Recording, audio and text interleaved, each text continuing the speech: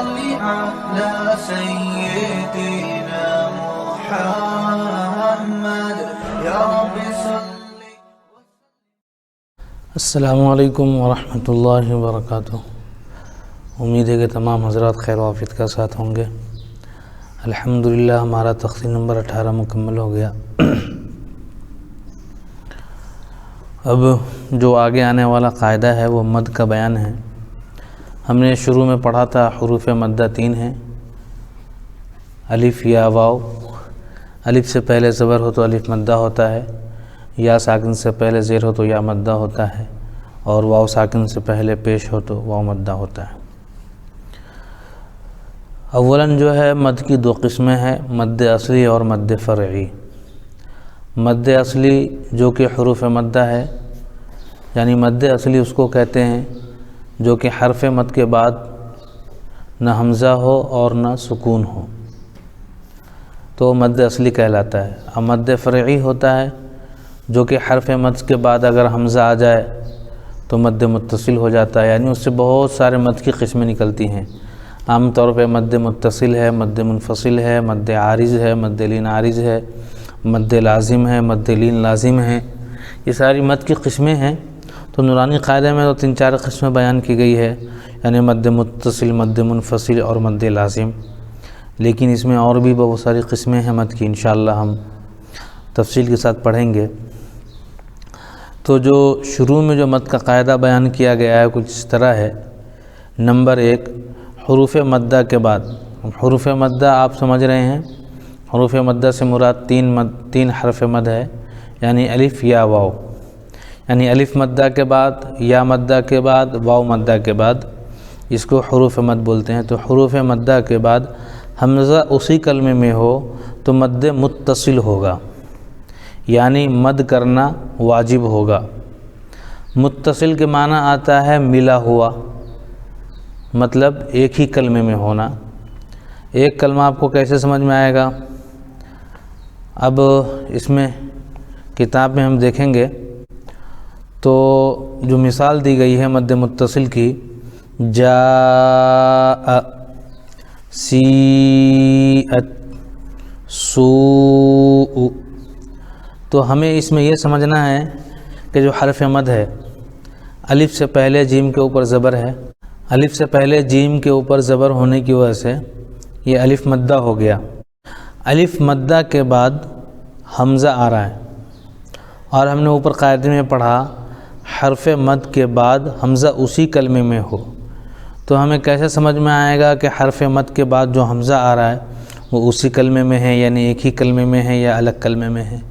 تو اس کو سمجھنے کے لیے ہمیں یہ دیکھنا چاہیے کہ اگر ہم صرف لفظ جا کو پڑھتے ہیں تو یہ الگ سے پڑھا جائے گا کہ نہیں پڑھا جائے گا؟ تو اگر ہم صرف جا پڑھتے ہیں تو حمزہ الگ کلمہ نہیں ہو سکتا. کلمہ ہوتا ہے 1 2 3 حرف سے مل کر کے، اور یہ حمزہ صرف اکیلا پایا جا رہا ہے. تو پتہ یہ چلا کہ جا پورا یہ ایک کلمہ ہے. تو حرف مد کے بعد حمزہ اسی کلمے میں آیا، اس لیے مد متصل ہوا. اور مد متصل کی جو مقدار ہے کم سے کم 3 الف کھینچ کر پڑھنا ہے. جیسے مثال کے طور پہ جاء، یہ 3 الف ہو گیا. اس کی مقدار 5 سے 3 الف، یعنی 5 الف بھی کھینچ سکتے، لیکن 3 الف تو ضروری ہے. اسی طرح سیئت، سیئت میں یا ساکن ہے، یا ساکن سے پہلے سین کے نیچے زیر ہے تو یا مدہ ہو گیا. اب یا مد کے بعد حمزہ آ رہا ہے، تو اب یہ ہمیں پتہ کرنا ہے کہ یہ حمزہ اسی کلمے میں ہے یا الگ کلمے میں ہے. تو ہمیں یہ پتہ چلا کہ حمزہ اسی کلمے میں ہے، کیونکہ سی یہ الگ کلمہ نہیں ہے اور ات الگ کلمہ نہیں، بلکہ دونوں ایک ہی کلمہ ہیں، یعنی ایک ہی جملے کے اندر ہے. اسی لیے یہ مد متصل ہو گیا، یعنی ملا ہوا. تو سیئت یہ مد متصل ہو گیا. اسی طریقے سے سوء، لفظ سوء ہے تو اس میں سین واو پہ سو، واو ساکن سے پہلے سین کے اوپر پیش ہونے کی وجہ سے یہ واو مدہ ہو گیا، یعنی حرف مد ہو گیا. حرف مد کے بعد حمزہ اسی کلمے میں آ رہا ہے، اس لیے مد متصل ہوگا. تو تختی نمبر 19 کا پہلا قاعدہ ہے حرف مد کے بعد یعنی حروف مدہ کے بعد حمزہ اسی کلمے میں ہو تو مد متصل مد واجب بمعنی اہم ہوگا، یعنی اس کو کھینچنا ہی کھینچنا ہے، کم سے کم 3 الف 2.5 الف اتنا تو کھینچنا ہے۔ دوسرا قاعدہ کہہ رہا ہے حروف مدہ کے بعد اگر حمزہ دوسرے کلمے میں ہو تو مد منفصل مد جائز ہوگا، یعنی حروف مدہ کے بعد حمزہ دوسرے کلمے میں ہو، یعنی حروف مدہ الگ کلمے میں ہو اور حمزہ الگ کلمے میں ہو تو یہ مد منفصل ہوگا، یعنی الگ۔ منفصل کے معنی آتا ہے الگ اور متصل کے معنی آتا ہے ملا ہوا، تو اگر متصل ہے تو مد متصل ہوگا یعنی مد واجب ہوگا، اور منفصل ہے یعنی الگ ہے تو یہاں پہ مد کریں یا نہ کریں دونوں اختیار ہے۔ تو دوسری مثال میں لکھا ہوا ہے فی امرینا، یہ فی الگ کلمہ ہے اور امرینا الگ کلمہ ہے، تو فی جو ہے حرف مد ہے یعنی یا مدہ ہے، یا مد کے بعد حمزہ دوسرے کلمے میں پایا جا رہا ہے، کیونکہ فی الگ کلمہ ہے اور امرینا الگ کلمہ ہے، اس لیے یہ مد منفصل ہوگا یعنی مد جائز ہوگا، چاہے تو کریں نہ چاہے تو نہ کریں۔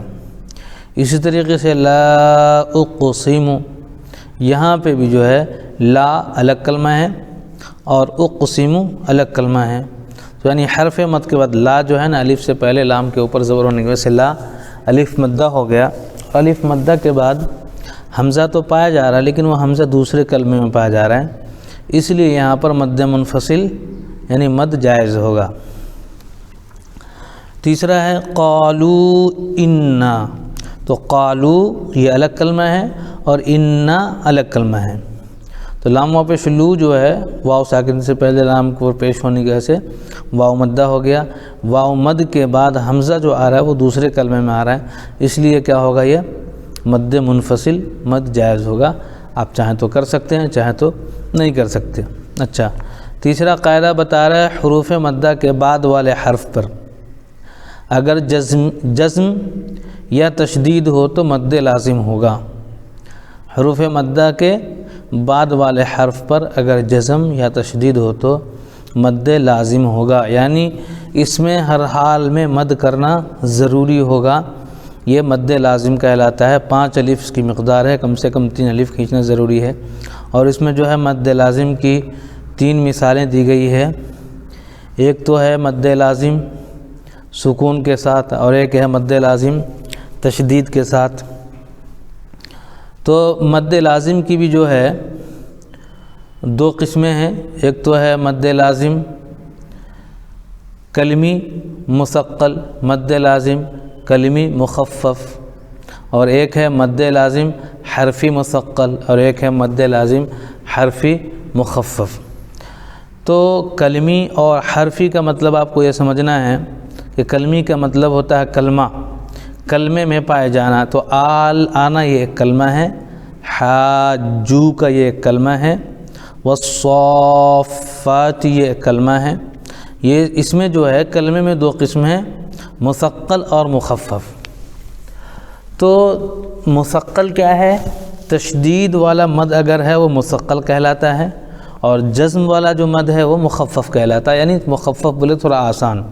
تو یہاں پر حمزہ کے اوپر کھڑا زبر ہے، اور آپ نے شروع میں پڑھا تھا کھڑا زبر برابر ہوتا ہے الف مدہ کے، تو گویا یہ حرف مد ہوا۔ اس حرف مد کے بعد سکون لازم آ رہا ہے، یعنی ساکن آ رہا ہے اسی کلمے میں، تو یہ مد لازم کلمی مخفف ہوگا، جیسے حمزہ کھڑا زبر آ، لام ساکن آل، یہ مد لازم کلمی مخفف ہوا، اس کو کم از کم ہم جو ہے 3 الف کھینچیں گے اور زیادہ سے زیادہ 5 الف۔ اسی طرح حاجو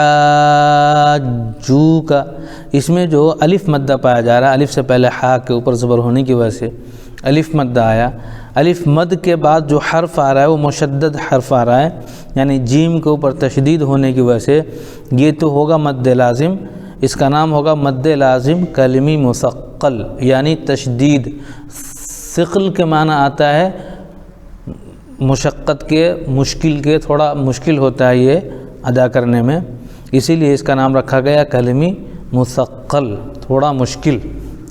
تو حاجو کا حرف مد کے بعد حروف مشدد آ رہا ہے، اس لیے جو ہے مد لازم کلمی مثقل ہوگا۔ اس طریقے سے والصافات، یہاں پہ ہم دیکھ رہے ہیں تو صاد کے اوپر کھڑا زبر ہے اور کھڑا زبر الف مدہ کے برابر ہوتا ہے، تو الف مدہ یعنی حرف مد کے بعد کیا آ رہا ہے؟ مشدد حروف اسی کلمے میں پایا جا رہا ہے، اسی لیے یہاں پر مد لازم کلمی مثقل ہوگا۔ ٹھیک ہے، تو یہاں پہ جو ہے 3 قاعدے پڑھائے گئے ہیں، مد متصل، مد منفصل اور مد لازم۔ انشاءاللہ اور بھی اس کے قاعدے ہیں، ابھی ہم اس کا کیا کریں گے؟ ہجے کریں گے، لیکن سب سے پہلے ہمیں اس کا قاعدہ یاد رکھنا پڑے گا۔ حروف مدہ کے بعد حمزہ ایک ہی کلمے میں ہو تو مد متصل ہوگا یعنی واجب ہوگا۔ حروف مدہ کے بعد اگر حمزہ دوسرے کلمے میں ہو تو مد منفصل یعنی مد واجب ہوگا۔ تیسرا قاعدہ ہے حروف مد کے بعد حروف مدہ کے بعد والے حرف پر اگر جزم یا تشدید ہو تو مد لازم ہوگا۔ یہ 3 ہیں، انشاءاللہ ہم اس کا ہجہ کریں گے۔ جیم الف زبر جا، اوپر مد، جا حمزہ زبر ا، جا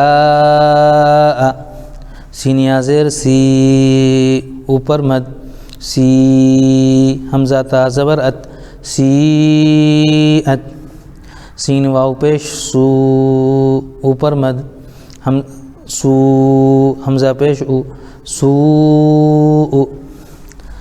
فا یا زیر فی، اوپر مد، فی حمزہ میم زبر ام، فی ام را زیر ری، فی امری نون الف زبر نا، فی امرنا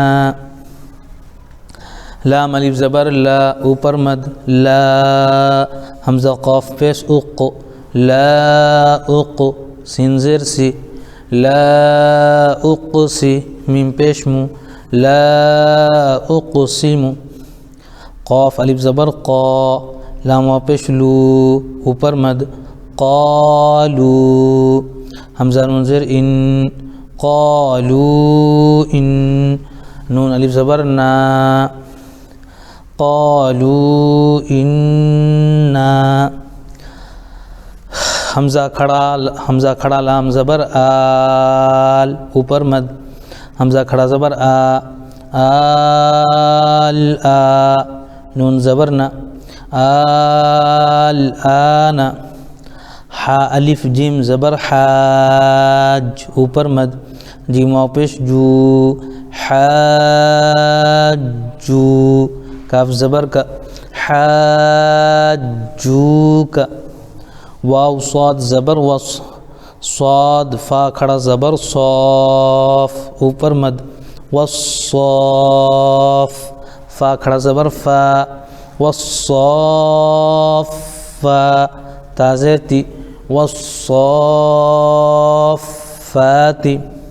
اس کا متن اس طرح ہے جیسے جاء، سیئت، سوء، فی امرنا، لا اقسم، قالوا انا، الآن، حاجوک، والصافات۔ اب ہم اس کا اجرا کریں گے۔